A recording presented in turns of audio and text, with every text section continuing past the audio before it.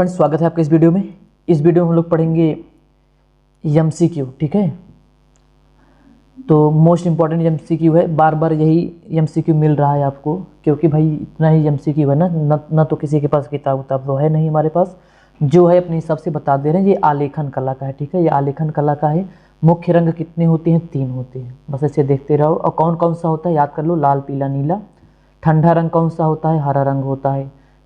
देखो ठंडा रंग कैसे याद करोगे, हम इसी के जस्ट बाद बताएंगे। ठीक है, आपको पूरा बुक ही दे देंगे, वहाँ पे आप देख लेना।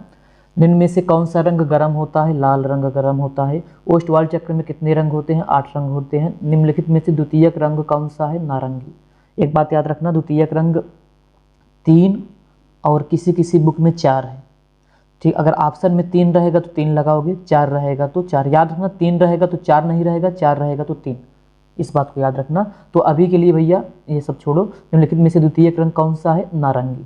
तटस्थ रंग कौन से होते हैं? सफ़ेद और काला रंग होता है। प्राथमिक अथवा मुख्य रंग कौन कौन से होते हैं? प्राथमिक अथवा मुख्य रंग यही तो है ना, लाल पीला नीला। तो लाल पीला नीला। कौन से रंगों का माध्यम पारदर्शी? देखो आप लोग इसको सर्च भी कर लेना। ठीक है, हमारे हिसाब से तैल रंग। ठीक, आप कमेंट करके बताना क्या ये सही है कि गलत है। इसमें कन्फ्यूजन है, चेक भी कर सकते हो, बाकी ठीक है।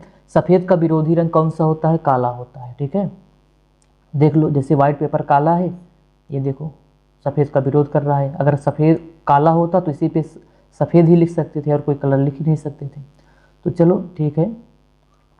लाल रंग में नीला रंग मिलाने से कौन सा रंग बनता है? बैगनी। देखो दो बैगनी रंग किस किस के मिश्रण से बनता है? लाल और नीला से। पीले रंग में लाल रंग मिलाने से कौन सा बनता है? नारंगी रंग बनता है। द्वितीयक रंग कितने होते हैं? देखो आ गया ना, इसमें 3 ऑप्शन लगाओगे, क्योंकि इसमें 4 नहीं है। अगर देखो 4 होता तो 3 ऑप्शन होता ही ना, इस बात को याद रखना। पीले रंग का विरोधी रंग कौन सा होता है? नीला होता है। पीले रंग का विरोधी कौन सा होता है? देखो भाई, विरोधी रंग याद करने के लिए ओष्ठवाल चक्र याद करना होगा। आमने सामने के रंग विरोधी होते हैं। इंद्रधनुष में कितने रंग होते हैं? 7। काला शब्द किस भाषा से लिया गया है? संस्कृत। ठीक, और 16वां क्वेश्चन है, कौन सी पेंसिल से बनाई गई रेखा अधिक काली होती है? इसको एक मिनट आपको समझा दें अगर, तो देखो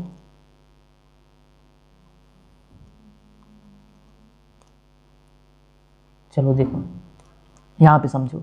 देखो सब नंबर लिखा गया, आप इसको याद कर लेना। देखो HB से ब्लैक होना स्टार्ट हो जा रहा है। अगर इस साइड जाओगे तो काली मिलेगा। देखो 5B 4B, मतलब ऐसे जाओगे 2B 3B 4B 5B 6B, फिर 8 9 10 12 11 ना, ये सब क्या है? ब्लैक है। अब अगर इस साइड जाओगे तो FH2H3, मतलब जैसे B लिखा है तो समझिए ना बोल्ड है। ठीक है, मतलब गाढ़ा है।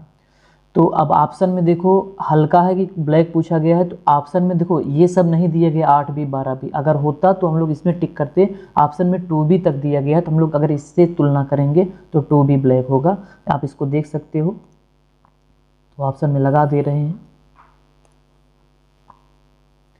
चलो भैया, कौन सी पेंसिल से बनाई गई रेखा अधिक काली होती है? देखो HB से स्टार्ट होता है, यहाँ पे H ही है। 2B, कौन सा ऑप्शन सही होगा? 2B होगा। कौन सी पेंसिल से बनाई गई रेखा हल्की होगी? तो भैया 2H ना, और भी हल्की होता है लेकिन ऑप्शन में 2H तक ही है, तो 2H ही लगाओ। बनावट की दृष्टि से आलेखन कितने प्रकार के होते हैं? 4 प्रकार के होते हैं। ठीक, चलो अगला पार्ट चलते हैं। देखो आप ये क्या करोगे, पढ़ोगे, इसका स्क्रीनशॉट लेना। ठीक है, PDF भी भेज दिए हैं, इसका बहुत सारे बच्चों को PDF मिला है। आप इसको देखो आराम से स्क्रीनशॉट लेके पढ़ लेना। ठीक है, आलेखन के देखो प्रकार यहाँ पे लिखा है, बनावट की दृष्टि से आलेखन 4 प्रकार के होते हैं। कौन कौन सा? देखो प्राकृतिक आलेखन, अलंकृत आलेखन, तीसरा है ज्यामितीय आलेखन, सूक्ष्म आलेखन। अब सूक्ष्म आलेखन भी 5-6 प्रकार के होते हैं, तो ये सब छोड़ो, आप ऐसे इसको देख के पढ़ लेना भैया। ठीक,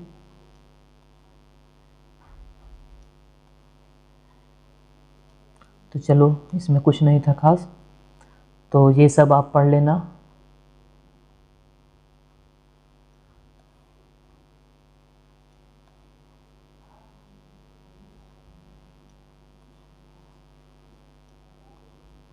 देखो इसमें से अगर पढ़ोगे ना, ध्यान देने योग्य, एक आध नंबर फंस सकता है, पढ़ लेना इसको आप।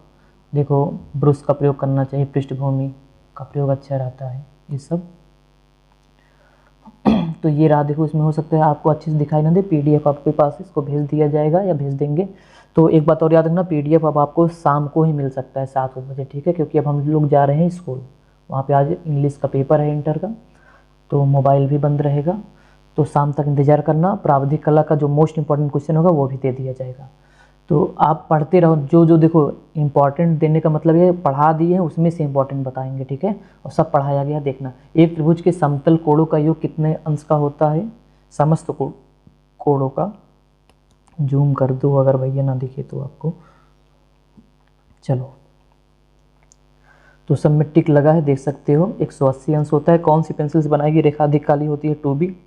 अभी इसमें दोनों मिक्स है। किस पेंसिल से खींची गई रेखाएं सर्वाधिक हल्की होती है? 2H। समकोण कितने अंश का होता है? 90 अंश का। वर्ग के प्रत्येक कोण कितने होते हैं? 90 अंश। संपूर्ण कोण होता है भैया 360 अंश। तो संपूर्ण और संपूरक अलग अलग होंगे, ध्यान देना इस बात को। चलो भैया आगे हम लोग कहाँ, समबाहु त्रिभुज के प्रत्येक कोण कितना होता है? 60 अंश का। स्पर्श बिंदु को केंद्र से मिलाने वाली रेखा त्रिज्या स्पर्श रेखा पर कितने अंश का कोण बनाती है? 90 अंश का। वृत्त की परिधि उसके व्यास के कितने गुना होता है? 22/7। किसी वृत्त की परिधि पर दिए हुए बिंदु से कितनी स्पर्श रेखाएं खींची जा सकती हैं? 1। अगर वो परिधि पे होगा तो, बाहर होगा तो 2। तो देखो यहाँ बाहर वाला भी है, इसमें पढ़ लेना। प्रत्येक वृत्त में कितने केंद्र होते हैं? भाई एक ही केंद्र होता है। वृत्त की परिधि तथा व्यास में कितने का अनुपात होता है? 22:7 का। समपंचभुज का प्रत्येक कोण कितना होता है? समपंच को एक आपको फार्मूला भी बताया गया तो उससे निकाल सकते हो, 108 अंश का होता है। समपंचभुज का 108 और समबाहुभुज खटभुज जिसमें 6 भुजा होती है 120 अंश का होता है। तो समान ऊंचाई व आधार वाले त्रिभुज का क्षेत्रफल क्या होता है? बराबर होता है, ठीक। न्यून कोण होता है 90 अंश से कम। वर्ग की चारों भुजाएं क्या होती हैं? बराबर होती हैं। आयत के आमने सामने की भुजाएं क्या होती हैं? समान होती हैं।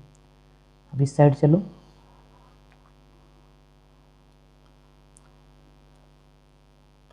समबाहु त्रिभुज की भुजाएं क्या होती हैं भैया? बराबर होती है। द्वितीय रंग कौन सा होता है? नारंगी, याद कर लेना। तटस्थ रंग कौन से होते हैं? सफेद और काला।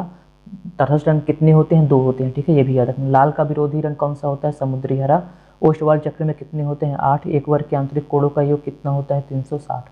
1 मीटर में कितने सेंटीमीटर? 100 सेंटीमीटर। उसमें जो लोग देखे होंगे भैया कितने सेंटीमीटर मीटर, अभी जस्ट इसके पहले वाले वीडियो में डाले थे, साधारण अपनी वाले में, ठीक है। तो वृत्त का आकार कौन सा होता है भाई? वृत्त का आकार तो जानते ही हो। इनमें से कौन सा आकार आयताकार है? ये वाला। इनमें से कौन सा आकार त्रिभुजाकार है? रेखा किसे कहते हैं? देखो इसमें कन्फर्म कर लेना, वैसे हमारे हिसाब से सीधी रेखा होनी चाहिए, 2 बिंदुओं के बीच की दूरी रेखाखंड कहलाती है। 180 अंश के कोण को क्या कहते हो? ऋजु कोण। वर्ग किसे कहते हैं? जिसकी चारों भुजाएं क्या होती हैं? बराबर। जिसके 2 भुजाएं, हाँ, जिसकी चारों भुजाएं बराबर होती हैं। 1 डेसीमीटर में 10 सेंटीमीटर होता है। कौन सी पेंसिल से बनाई गई रेखा अधिक काली होगी? 2B। अभी हम लोग इसी को हल करके आ रहे हैं, ठीक है, तो वही है, आगे बढ़ो। चलो देखो आप इसको पढ़ लेना, याद कर लेना, ठीक। ओष्ठवाल देखो, अगर क्वालिटी थोड़ा कम हो तो आप इसको फुल करके देख लेना, ठीक है। ओष्ठवाल के रंग में कितने रंग होते हैं? 4। इसका उत्तर लिखा गया है, बस आपको ऐसे दिखा दें, बाकी आप देख ही रहे हो।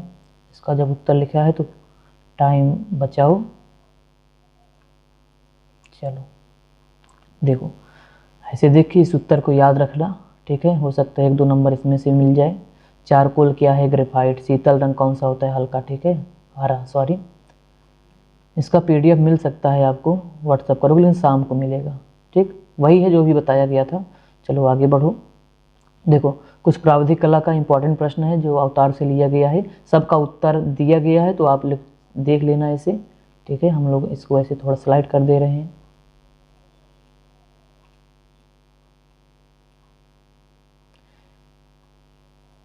इसी त्रिभुज में कितने अधिक कोण संभव है? 1 होगा, ठीक है ना।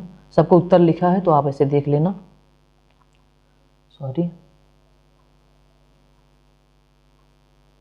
ठीक।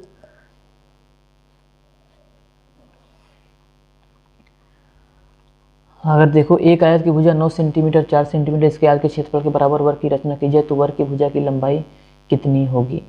9 चौक 36। देखो गुणा कर लो भैया, इसका क्षेत्रफल निकालोगे, आयत है तो 9 गुणे 4, 9 चौक कितना? 36। अब वर्ग का क्षेत्रफल बराबर होता है, मतलब 6 गुणे 6, ठीक। मैथ है, थोड़ा देख लेना।